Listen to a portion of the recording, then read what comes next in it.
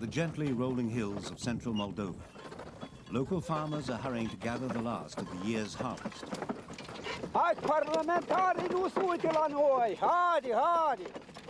The new millennium may well be underway, but you wouldn't know it here.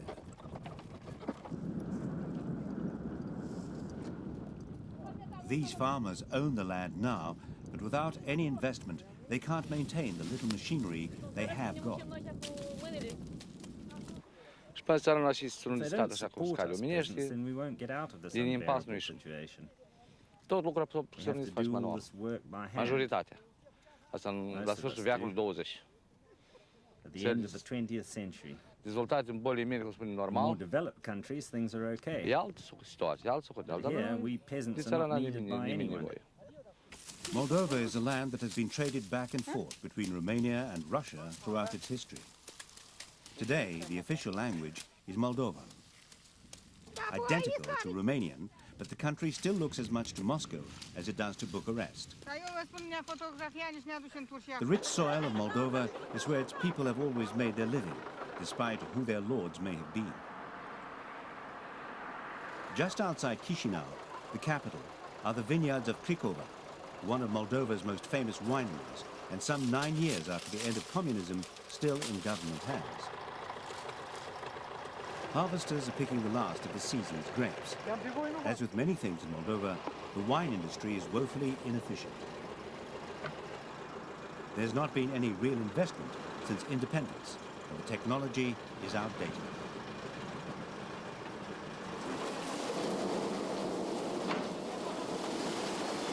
Production techniques are primitive compared to France or Spain, but Moldova is still capable of producing a well-regarded wine. Cricova produces some 13 million bottles of still and sparkling wines each year. And its Chardonnays and Rieslings are drunk mainly in the United Kingdom and Singapore, although the former Soviet Union remains an important market. Some 60 kilometers of tunnels, several meters under the earth, create a perfect environment for storing wine.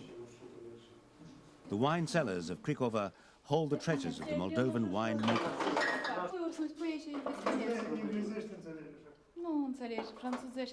The chief economist says that the weak Moldovan government can no longer subsidize the wine, and privatization is the only answer.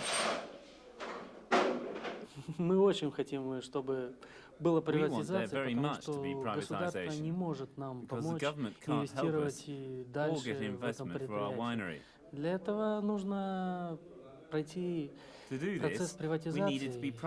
Мы хотим быть, чтобы нас приватизировали, потому что нас приватизировал кто-нибудь, кто уже имеет опыт в отрасли винопродукции. The International Monetary Fund is putting pressure on the government to privatize the state system. The Moldovan Prime Minister Dumitru Bragis is spearheading efforts to turn the last 5 largest wineries over to private ownership. He's been trying to sell the idea to the parliament, but with the economy going nowhere and public dissatisfaction high, as in many countries in the former Eastern Bloc, the communists are back in power. In fact, in the present Moldovan parliament, they're the largest party. But today, the deputies have given in to IMF pressure, and the privatization bill slowly progresses towards the statute bill. Jerzy Osietiński is an advisor to the Moldovan government. He believes that wine is the kind of industry offering the country a lifeline. Agriculture is the key sector in the Moldovan economy, and wine production and spirit production, cognacs and so on, these are the heat products of this country. And of course, if they can develop good marketing, if they can assure steady quality of the produce they manufacture here, I think that will significantly improve the welfare of that country. It was the Russian financial crisis of 1998 which poleaxed the Moldovan economy. Russia was, and still is, the chief destination of most Moldovan exports. The IMF estimates that the Moldovan economy has shrunk by 60% since independence. The average salary is only $30 US. Prime Minister Bragis, a former communist, says all this has made change difficult. we have to know that, for example, in 1980, 25% of our GDP came from few enterprises, about 10 enterprises, which belonged to the former Soviet military industry. And all of them are stopped now. It's only one example. And we could have some other example because of the situation, because of the changes into the society. We have closed a lot of enterprises which are not efficient now. And this is one of the biggest problems for the Republic now, to have working places, to develop a strategy for poverty reduction. Independence saw Moldova split from the Soviet Union, but descend into civil war itself. The country divided along traditional ethnic lines, with one faction pulling towards Romania and the other towards Moscow. The Moldovan government continued to control most of the country from Chisinau, but a breakaway republic was declared in Transnistria. This new state was made up mainly of ethnic Russians and Ukrainians who feared Moldovan nationalists wanted to reunite with Romania. This is the Transnistria Moldovan Republic, a virtual museum of the Soviet Union. Lenin still stands, and symbols of the old Soviet Union, which quickly disappeared from other parts of Russia in the late 80s, still embellish the capital, Tiraspol.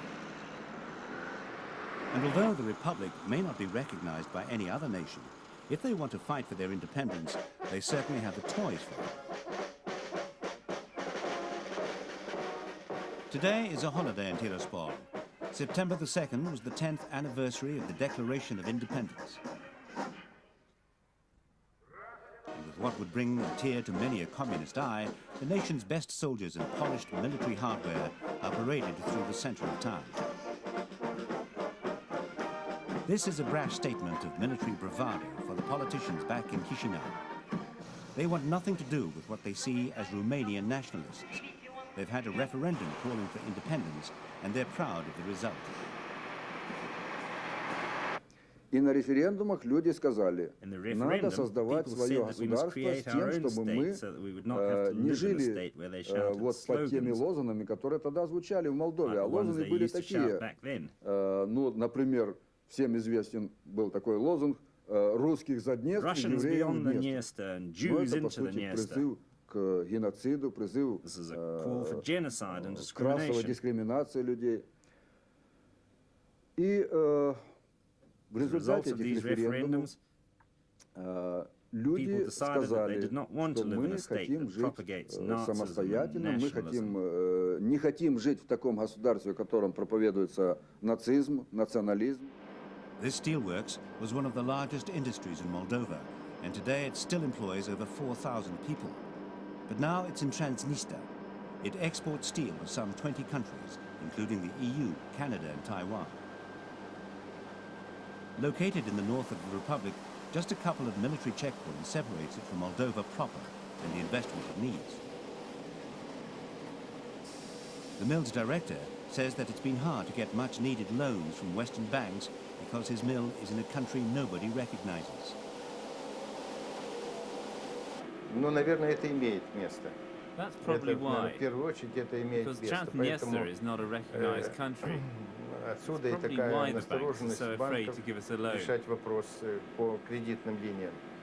Но все равно находим способы, решаем и живем. And the people of Transnistria are feeling the pressure. The economy here is even worse than in Moldova proper. Most of the people just want Moldova to be one country again. Transnistria prints its own money with a dazzling number of zeros. I think Moldova should be united. I think that Moldova should be united, but because I'm a Russian speaker, все-таки вот, допустим, как я русскоязычная, я считаю, что должно как-то статус дать тоже Приднестровье. Не то, что вот полностью, чтобы был только молдавский язык. Все-таки вот It was much better when we were together, much better.